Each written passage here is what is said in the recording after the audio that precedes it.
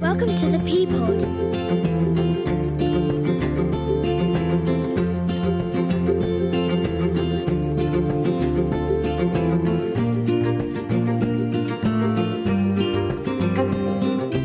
Okay, and welcome back to the ThePPod, the partnership podcast from the Somerset Safeguarding Children Partnership. Now, today I'm really excited to have our guests come in and talk to us about a subject that I think is an incredibly important one, and one that's only actually really been on the sort of public consciousness only for about the last 10 years or so, and that is the subject of child exploitation.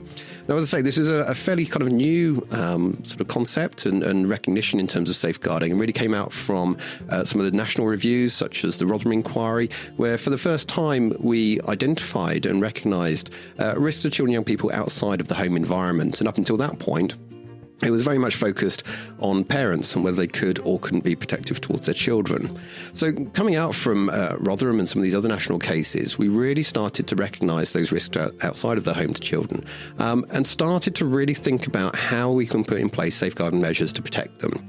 So there's been a lot done in Somerset, and certainly going back to around the same time as Rotherham and Rochdale, and that is a local case review in the old format, the serious case review, called Operation Fenestra, which I know many people are familiar with in Somerset. If you're not, do have a look on the SSCP website where we have got that case review in detail. But if you're not familiar with that case, that was quite a significant case of child exploitation that took place in Somerset, and a huge amount has been learnt following that time, and a huge amount has been done. And that's where I'm going to bring in our guest for today, Chloe Deverell, who is the team manager for child exploitation in Somerset. So Chloe, welcome today. Hello, thank you for having me. Absolute pleasure. It's great to have you here. And I know a lot of the work you do, I know we've worked quite closely over a number of things over the years. And so it's great to finally be able to get a chance to get you into the studio and talk to you. Brilliant. Great to be here. So, Chloe, do you want to start off just kind of, first of all, sort of about yourself, really? Are you able to sort of give us a bit of a background about kind of your background, your experience in working within the field of child exploitation, and what your current role entails, really? Yeah, sure. So I've been working in the council as a social worker since 2017. I first started in a safeguarding team and did that role for around 3 years. And that is where I first learnt about what child exploitation was, and case-holded, worked for a few children and families who were sadly being exploited. And then this role, which I'm currently doing, so CE lead, came up in 2020, and it was something that really interested me. And I thought there's definitely lots we could be doing in Somerset. So we now thankfully have expanded to have 5 workers within the team, and we cover the whole of the county. So just to give an overview of the roles, our team's main focus is to support young people at risk or who are being exploited, and we want to help keep children safe in their communities where possible. So we have one lead social worker, and together her and I give guidance to social care, family intervention workers and the youth justice team who are supporting those at risk. We do this via consultations, assisting at meetings, as well as providing training to internal staff and foster carers and external staff. We also have 2 new CE support workers who work on a one-to-one basis with young people, and they provide targeted exploitation interventions. And we'll soon be joined by a CE family support worker who will support those that care for a young person at risk, whether that will be parents, carers or family members. Just as a thought here, so child exploitation is a difficult area. It's a very, very difficult area. It's very emotive. It does impact victims in a really severe way. What was it that made you think, oh, do you know what? That's what I want to get my teeth stuck into? I think because, like you said at the start, it's a fairly new subject. Although exploitation has been around for many years, it's still quite new in terms of legislation, services recognising and learning about exploitation. And therefore, I feel like this makes it even more important that the role will have some influence over developing practice and help provide a good service for children and families. You are right. It's a really challenging and difficult area. However, it's a privilege to be able to help children and their families in some shape or form and be in this team with such committed workers. We are really lucky in Somerset that there are lots of dedicated and committed professionals across all aspects of children's services. And we have really good relationships with the police, education, residential providers, health, and many more. So it can very much feel like we're part of one big team. And I guess most importantly, we know that it can be so hard for children and families to speak out when they're being targeted. So I feel very passionately about trying to help advocate for those victims who don't have a voice. Lovely. Well, thank you. So in terms of child exploitation, it might be something that people have heard of, very familiar with. For some other people, it might be something that's completely new to them. So would you be able to explain for us kind of what is child exploitation? What does that mean? What does that look like? So child exploitation would be an umbrella term, which would include sexual exploitation, criminal exploitation. It would include the trafficking of children and also financial exploitation. So exploitation is where there'll be a group or an individual that would take advantage of a young person, so any child under the age of 18. They would manipulate them, coerce them, perhaps use violence into forcing them into sexual or criminal acts. There would be some sort of exchange involved with this. So the young person would possibly receive gifts or could be a pair of trainers, clothing, money, alcohol. But it doesn't have to be that physical item. It could also be a status or a sense of belonging. So there's some sort of exchange within that grooming. But I'm very careful when I use that word exchange, because what I don't want to suggest is that actually that young person is kind of receiving something good within that exchange. They are very much a victim. Children can't consent to their own exploitation. So there is a lot of harm that takes place within that grooming process. And I think that's an important point that you raised about that exchange. Like I say, that's kind of how it's generally turned out. But I think it's a really important one, because quite often people either don't recognise exploitation because of that exchange, or if they recognise it, we can kind of unintentionally sort of blame victims sometimes and saying, well, actually, but I think that's a really important point, isn't it? Recognising that the victims, there is an exchange that takes place, whether that's, like I say, whether it's financial, whether it's material, whether it's a roof over your head. And I think there's a risk where we kind of go, well, she did end up staying there, for example. And I think there's a real risk in that, isn't it? So it's important to highlight. Yeah, definitely. I think we often hear some of our victims, they will describe the groomer as their boyfriend or girlfriend. And to them, it very much will mean that. They will very much perceive that they're in a loving, healthy relationship. However, as professionals or adults around those young people, we need to see past that and just understand that, okay, actually, that's what it looks like, or that's how it's presented to the young person. But they are a victim, and that's just how the grooming takes place. And this is certainly a developing area, isn't it? And like I mentioned at the start there, we sort of talked about Rotherham, like Rochdale, even more locally within Fenestra. I think early on we were talking about child sexual exploitation, and there was a much, much greater awareness of that initially. But now, like you say, certainly in the last, what we would say, 7 years or so, thinking about criminal exploitation, and certainly the kind of the rise of awareness around county lines, around gang involvement, and now that kind of that wider recognition that actually these are very often very much intertwined. It's not one or the other. Often there is a link between them, which I think is there why we then talk about child exploitation as a kind of wider issue there. Yeah, definitely. Yeah, I think we can't put exploitation in kind of set boxes. It's not, I think, possibly years ago, without the education, we used to perhaps think, oh, it's only girls that got sexually exploited, it's only boys that get criminally exploited. That's so far from the reality of it. We know that it all intertwines.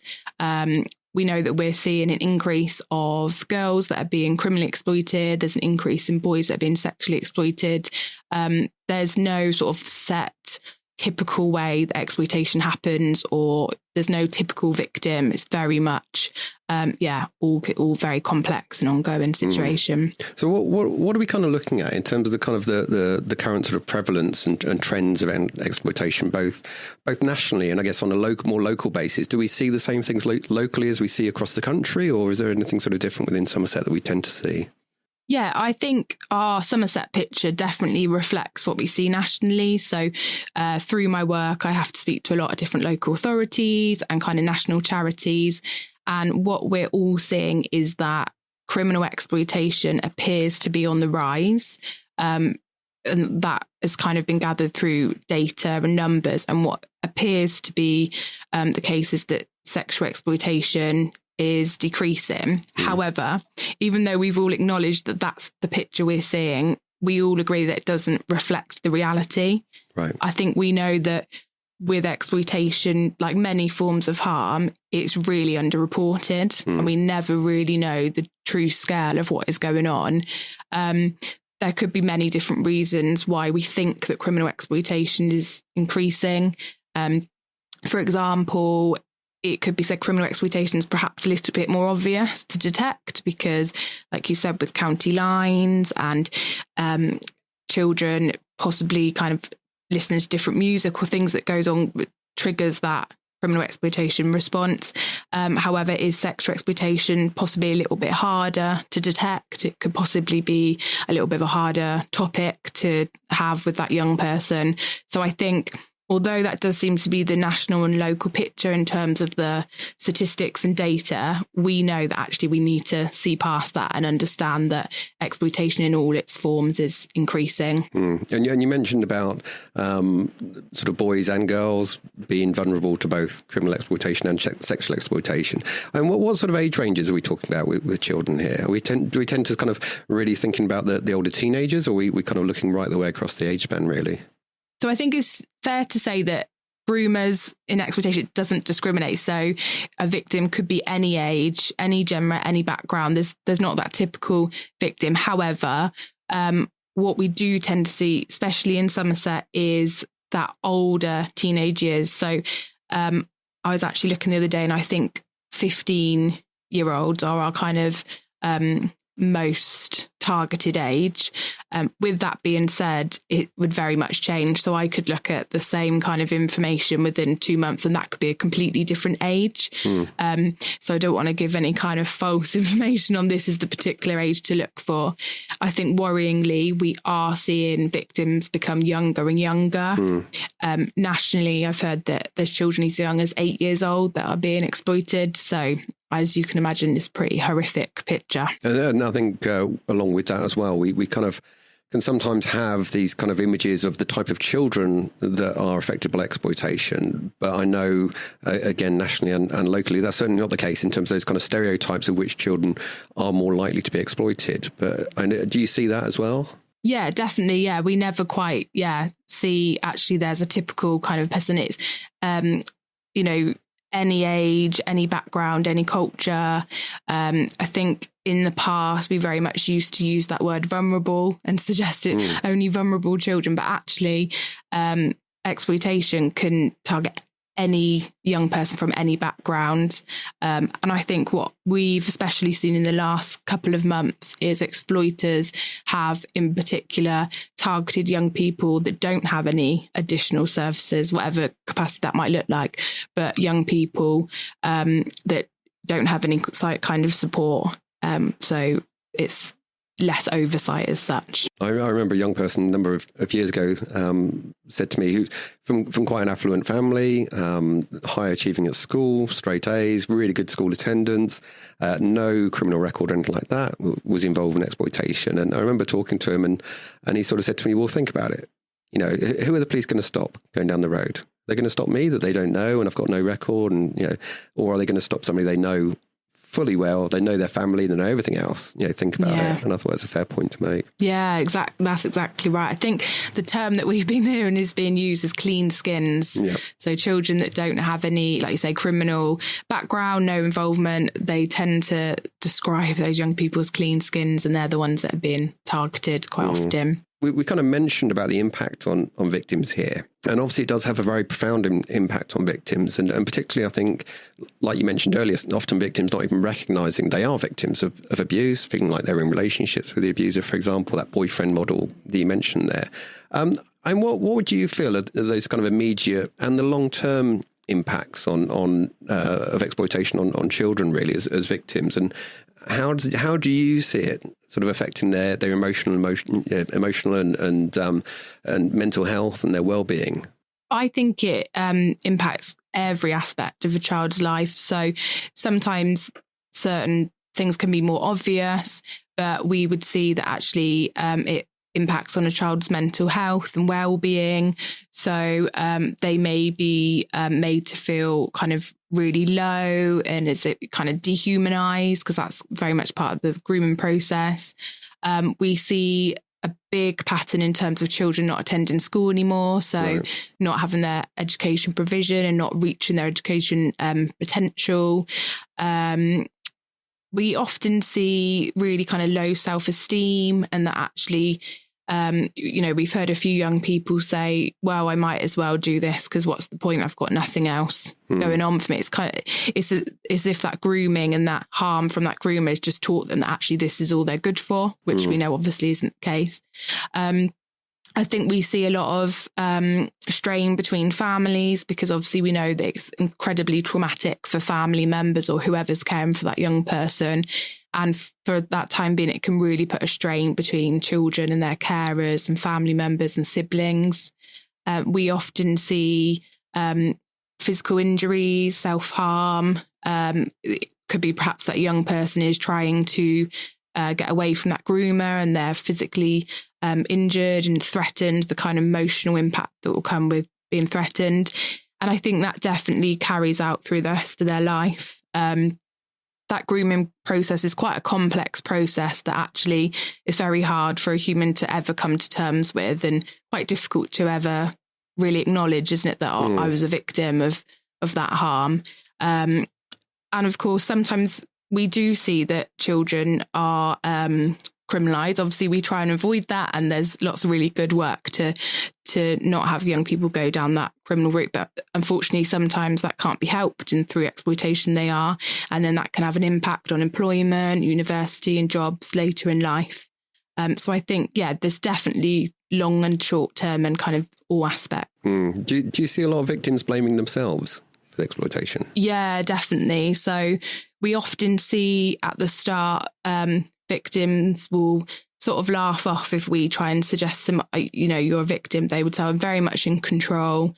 I'm not being told what to do. And then I think if ever there is that realization, it's that kind of cycle of blame, because I think obviously they want to, as I said, it's really hard kind of acknowledging the fact that you've been a victim and treated and manipulated and threatened in that way.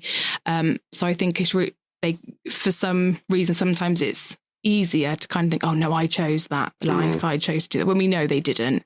But I think it's a really hard thing to come to terms with. So what would you say in your experience, and what would you say are sort of some of those sort of red flags, those kind of indicators, those warning signs around sort of the educators, the individuals, the agencies should be aware of, that you see as those kind of common themes that come up? I think the main thing is we see a real change in behaviour, and that can take place in many different shapes and forms. But we would see young people become more secretive, possibly with just their everyday life around where they're going, who they're going out with, possibly their online use, not wanting to talk about that. We would possibly see the young child go missing or staying out later, a different routine to what we had seen. Perhaps a change in physical appearance, the way they're dressing, perhaps more makeup, less makeup. Maybe wanting to listen to different types of music. We know that has quite a correlation with criminal exploitation, and perhaps disengagement with things that they used to enjoy. So whether that's school or clubs, or spending time with family.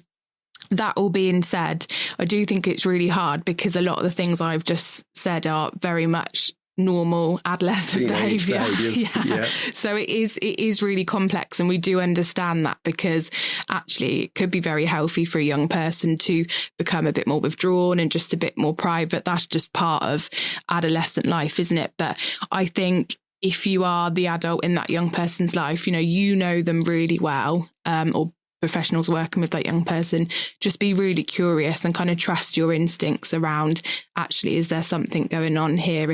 I'd always say it's better to ask those curious questions and try and explore it than not at all. I think one of the things you said there which is quite key, is around change, because I think there's a risk sometimes we can say, oh, okay, they've got a new pair of trainers, or they've got a bit of money all of a sudden. So, it's, and it's right to be vigilant to these things. But I think if you look at things in isolation, it doesn't paint the full picture.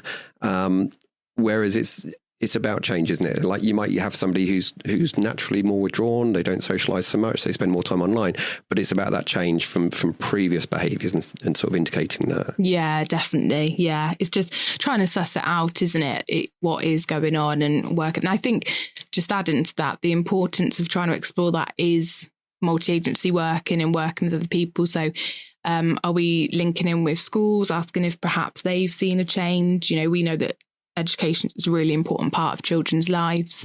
Or are they going to a sports club and have a really good coach they're fond of? Does the coach see a difference? It can paint a really bigger picture if we're kind of speaking to everyone who's important to that child.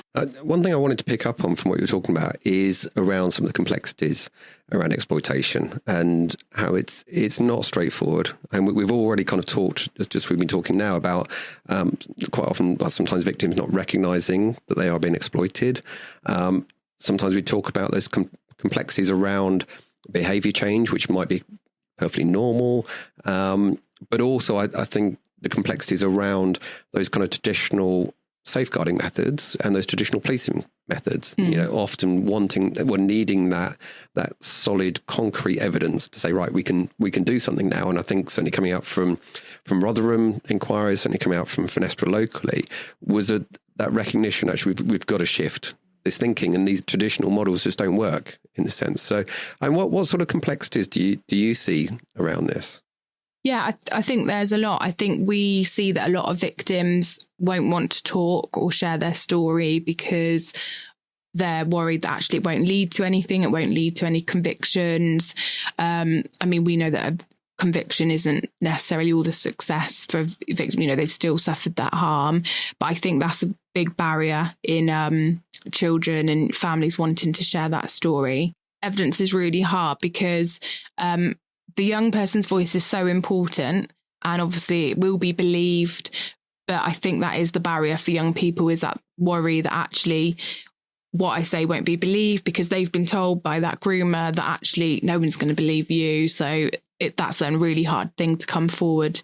And I think just in terms of legislation and policies, I think nationally we've come a really long way, which is really good. But like you said at the start, exploitation is seen as still a fairly new topic, and actually there's a really long way to go in terms of the legislation matching kind of the current reality of what's going on, and it all does feel a little bit outdated. So I think that there definitely needs to be a shift to support professionals and kind of providing that service for young people. So with that, in terms of kind of legislation, in terms of guidance, it's always kind of evolving, but kind of that feeling is we're always playing catch up with it. I guess within, this might be a tricky question, but in terms of your role, if you kind of had a wish list, you could say, actually, if I could change one thing around this in terms of kind of legislation, what would it be? I think it would be something around the evidence. So not having, obviously within the courts, there does have to be a certain level of evidence to get someone prosecuted.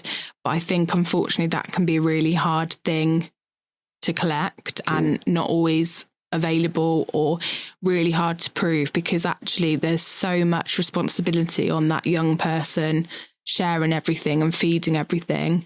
Obviously, we have really good kind of methods of gathering intelligence that professionals can do to help convictions. But I think there's still a lot of emphasis on the child having to share their story, which is really hard. So I think something around the kind of courts making it more official in terms of exploitation, and actually it is a crime and we need to be really running with that. Getting everybody else up to speed with it all. Yeah, definitely. And you mentioned there, and you mentioned earlier about sort of that multi-agency partnership working. And I know, again, certainly going back to Fenestra, and there's been this sort of big shift, the big drive within Somerset. And I know there's been lots of developments within the police, and you're working very closely with the police, and within your role, and within children's social care, and with wider partners. Do you want to kind of talk about some of those kind of preventative measures that have arisen in that time over the last few years, and also kind of those I guess the preventative measures, but also those measures in place to support victims? There is lots of really good things that have happened in Somerset and lots to be proud of. So within the police, there's the Topaz Child Exploitation team, and they work really hard, really dedicated team, really knowledgeable. So they work off kind of receiving that intelligence and then trying to put through disruption. So it's a responsibility for lots of professionals to add intelligence through the portal on the Avon Somerset website, and then the police can use that to put in methods of disruption and to try and identify perpetrators. They go off the basis of the young person shouldn't have to disclose everything. Actually, it's the work of everyone else to try and explore that. So that's really good that we have that dedicated team, because we know they're not everywhere and the country does. So we're very lucky. Within children's services, so as I said, we're lucky that my team has expanded and there's more people on the ground to help. With our early help in our family intervention service, we've got the PMEX team, which is prevention of missing and exploited children. And that's a dedicated team who work with young people at risk of exploitation. They're really dedicated to the relationship building and lots of time spent to kind of really explore and help safeguard those young people. And then we have other links and partnerships such as the Violence and Reduction Unit, who we work really hard with. Their remit is much broader than exploitation, but actually they concentrate on serious youth violence, and there's kind of lots of partnership work and that goes on there. A really good example of how we would all work together is our community action days. So that's when we would have professionals from children's services, police, health, education, charities, and we'd all focus on a particular area that may be showing of recent concern. And the aim would be to walk around, speak to members of the public, make them aware of exploitation, speak to local businesses, upskill them, go into schools, go into those hotspots that we've been worried about and speak to the young people. And they've been really, really successful days. And it's really good that we can kind of all get out there on the ground to really kind of identify those local places that need it. And I think that's key to it, isn't it? Like you say, that joining up of agency working, but around information sharing, always comes up all the time. But I think particularly in relation to exploitation, it's so key, isn't it? And and you mentioned Topaz there. If people aren't familiar with Topaz, like Chloe mentioned, it's the police operation, really about having that ability to gather that intelligence, gather that information. Because like you say, often we are aware of these, that kind of soft intelligence, that kind of often that gut feeling, something doesn't sit comfortably, but not something that would potentially prosecute somebody. But actually that could be a really important nugget of information. So that ability to share information and join up those dots is absolutely crucial, isn't it? Yeah, definitely. Even if you feel like that piece of information was only a really small piece of information, you didn't feel it had much significance, we'd really urge you to please submit it, because actually you could be submitting something which is part of a bigger piece of the puzzle, and that's the police work really well to put that all together. So please share as much as you can and kind of use your curiosity and judgment around that needs to be shared. And that's key, and I think that's one of the messages I'd want to get across is even if somebody's listening to this and sort of pricking up their ears thinking, actually, hang on, this is kind of making me think about something, you could have that one piece of the jigsaw that could make the world a difference. Yeah. And even if it's fairly circumstantial, but actually you think, do you know what, it's worth putting it in anyway. And I think that would be one of my messages to people is, even if you don't feel like it's hard, concrete evidence, if you've heard a young person talking about something or somebody, or something you're seeing, just picking up in the community, actually make sure you get that through to Topaz, because say that could be the vital key. Yeah, definitely. There's, that goes through to the police analysts, and they're all trained in putting it all together. So actually, yeah, definitely any bits of information you've got is so important to share. Actually, I have to. It's making me think. I think when certainly criminal exploitation started coming into the Somerset area, and we first started becoming aware of it, I was managing frontline practice at the time, and it was interesting because we were working with a number of quite vulnerable families, and we just started picking up that a lot of the single parents, quite often that we were working with, started talking about this new boyfriend they got. And they started, I won't say the name, but they started sort of talking about a name. And we just started picking up that this name was popping up in a few places around the place. And it just kind of pricked our ears up a little bit about, hang on, who is this guy? And it turned out it wasn't a person, it was the name of the county line. Oh, wow. But that was the name being used. And again, that was a really important piece of intelligence for the police to say, actually, this is the name of the county line. This is, these are the areas that they're working in. I say it was very, very early on in those days, but it was really sort of key and quite an eye-opener for me that we'd been working on the basis that this name was a person as opposed to a county line. Yeah, definitely. Shows that we've come a long way as well, because I think, like, you're right, back then, not even very long ago, there was little education around how exploitation works, and we didn't really know how it presented. So yeah, it just shows, doesn't it, that actually we're much more aware, and there's so much more education and guidance on actually what that looks like. So it's a real positive. Yeah, and I think the other area that's progressing, I think there's still a way to go, but is around language that we use, isn't it? And again, in sort of the years that I've been working in this field, it wouldn't be uncommon a number of years ago for people to be talking about young person putting themselves at risk. Further back than that, I hate to say it, but you hear people talking about they're prostituting themselves. And have you seen that sort of the use of language evolve over time? Yeah, we've definitely seen a change in language in a positive aspect. So like you say, it's horrendous to think that we only a few years ago we would speak about child prostitutes. Thankfully, that's not the case anymore. But language is so important for us to get right, because actually the way we speak, speaking to the victims, speaking to families, when we speak about young people in meetings or when we write about them, there's a very fine line between if we're showing that we're supporting that young person or if we're showing that actually we don't really understand what's going on. So like you pointed out, if we're saying that young person's putting themselves at risk, that suggests that actually we're thinking they're making a choice, that they know it's their fault. Yeah, their fault. It's very victim blaming. Whereas actually we need to name it. We're worried that this person is being exploited, that they're being groomed. When we talk about sexual exploitation, we need to be really clear that actually that young person's being sexually abused, sexually assaulted, they're being raped. Rather than saying their sexual activity with their groomer, that very much suggests that they're, consensual to it, when actually we know that they're being harmed. So language is really, really important. And we know that it can have such an impact for children and families feeling supported or not. Yeah, I'm a great believer in the way that we use language and the impact that it has. And like I say, both impact in terms of impact on the victims and re-victimizing victims as well.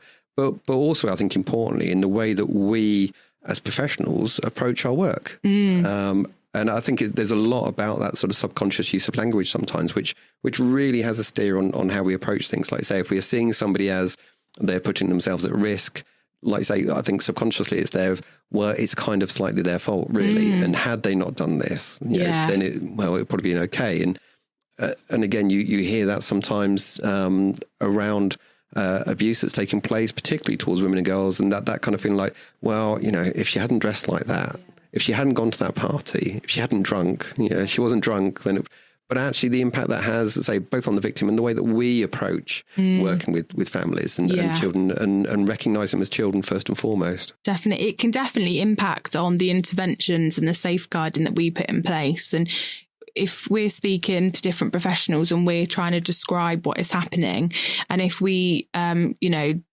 suggest the person's put themselves at risk and choosing, then it really can impact actually what intervention is then put forward, or how are we safeguarding those young people. So it's a great responsibility that we have as professionals thinking about language. And I don't think people mean to cause harm. It's a very unconscious thing to do, but actually it's so important that we take a step back and reflect on what are we saying, how are we describing the situation.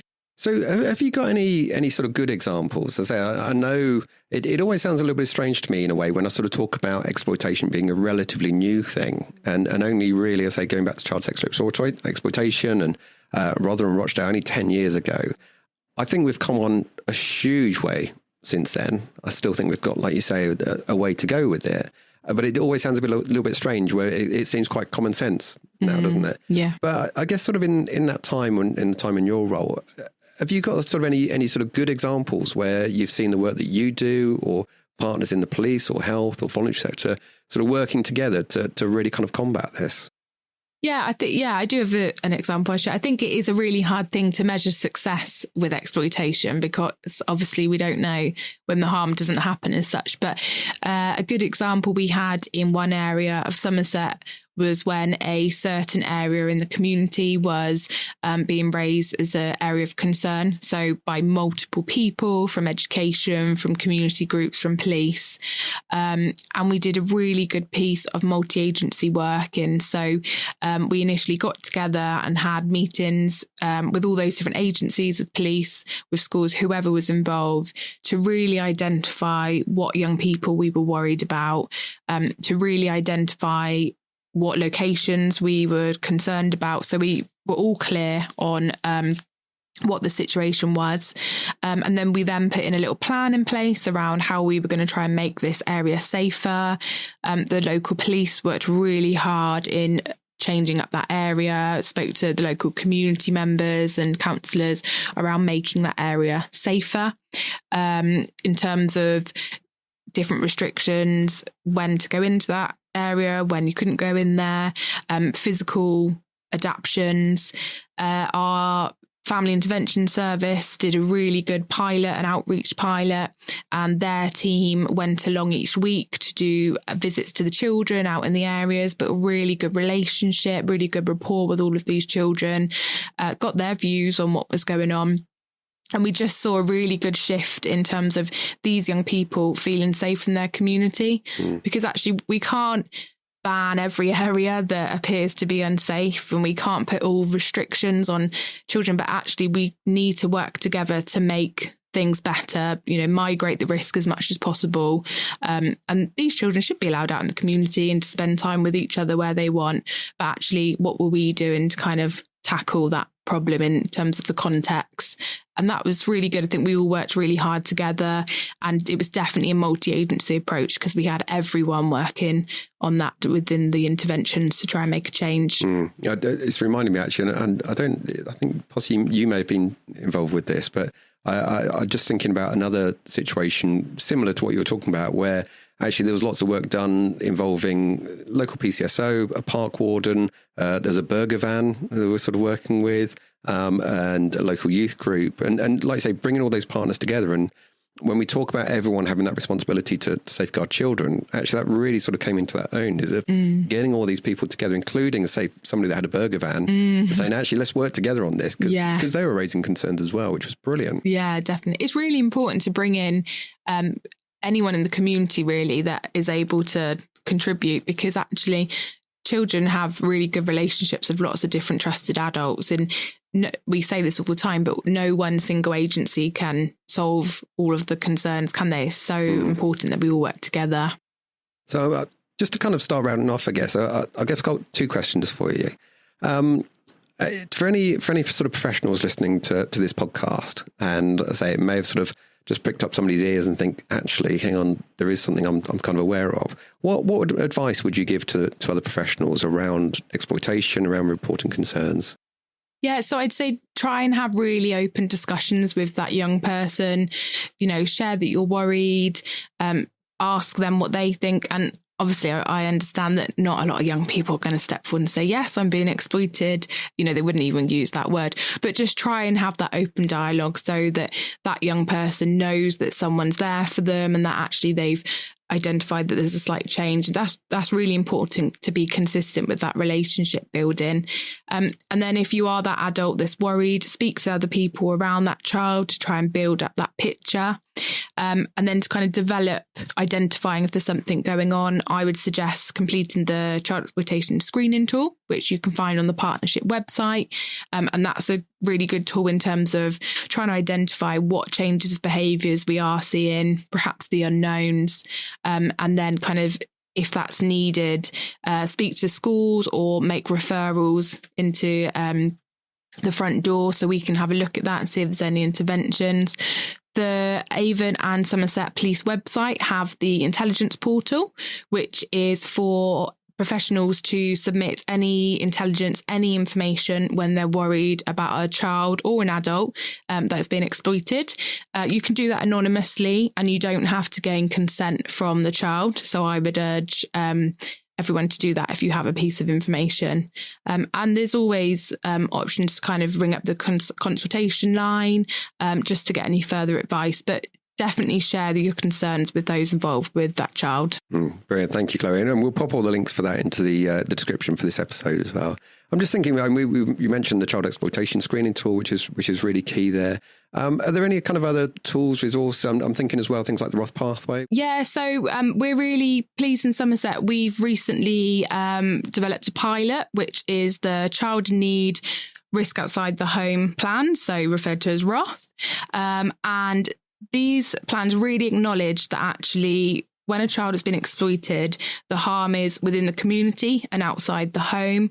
And it just has a really targeted response to trying to support that child and the family. As we know, it's an equally traumatic experience for the family. So they're a new approach that we've developed. They are chaired by a really knowledgeable and dedicated chair, and she really brings together all professionals to be accountable and really look at actually what interventions can we put in the community.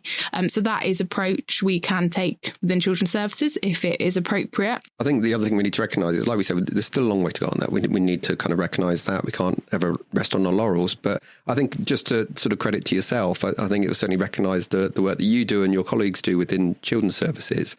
Within things like the recent Ofsted inspection. I think that's really highlighted within that. We were really pleased. Somerset did a really good job. So in the Ofsted report last year, it was recognised that actually we respond to victims well, and actually we're doing quite a good job. And that's, also credit to social care, family intervention, youth justice, but also partners that we work with who help us every day.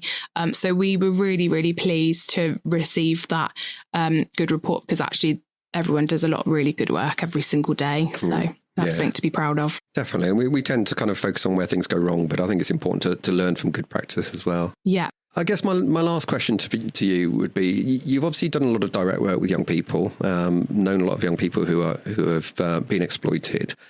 What advice would you give them if a young person was listening to this, or a parent of a young person is listening to this? What advice would you give them? For a young person, I would say that there's many people that care for you and will help you, and you will be believed. And actually, it might feel like an incredibly hard thing to acknowledge and come to terms with, but please speak out to a trusted adult, because you will be believed, you won't be judged, and it's so important that you start to speak so that we can get the help and support that is needed. And again, to family members, there's no judgment, there's no criticism. Actually, if a family member is caring for a child that has been exploited, we know how hard that is for family members as well. And it might be that you just need a little bit of extra support. And that doesn't necessarily have to be from children's services, but speak to schools, speak to, community members, whoever it is around you that could just offer a little bit of support so that family don't feel like they have to battle it on their own. I think that's important. And there's still that perception that social workers are there to remove children, and particularly with families, like you say, if quite often young people can feel like there's no way out, and there certainly is. And also for families thinking, actually, this is something really, really difficult and we need to manage, and we don't really know where to go with this. And actually, if we get children's social care involved, they're going to want to remove my child. But actually, that's not the case at all. It's about putting in that support, isn't it? Yeah, definitely. And I think that's why we really want to develop the risk outside the home plans, because that really is the message that actually, we know that it's nothing that family could control or, intervene with to change that exploitation that's taken place. But actually, sometimes families just need that little bit of a helping hand to go through it. So that really is recognised. We're not, we're not there to remove children in that respect. We want to work with families to better experiences and outcomes for children. On that note, I think it's a great place to finish off. So, Chloe, thank you so much for your time today. It's been great to catch up and really sort of talk this through. And something I'm sure as part of the PPod, we're going to explore sort of further as time goes on. We'll be sort of talking to the PMEX team, the Parenting Mission and Exploitation team that we mentioned, and also to Topaz as well. So if anybody listening to this has kind of picked their ears up around that, we will be exploring that in further episodes. So, Chloe, thank you so much. Thanks for coming in today. It's been great to talk to you. Thank you very much for having me. Absolute pleasure. Take care. Thank you. Yeah, bye. As always, if you'd like to find out more details on the topics discussed in today's episode, please go to the SSCP website at somersetsafeguardingchildren.org.uk, where there is also a dedicated child exploitation page. You can also find out further details on the work of Chloe and her team, as well as wider information relating to exploitation by going to any of the links in the description for this episode. If you have any questions or comments arising from today's episode, or would like to be involved in future episodes, we'd love you to get in touch with us at theppod@somerset.gov.uk. Once again, I'd like to give a huge thank you to Chloe for joining us. And as always, I'd like to thank you for listening. My name is Steve Maccabee, and I'm the Training Manager for the Somerset Safeguarding Children Partnership. And I look forward to you joining us again next time at the PPod. Let's work together to help keep children safe.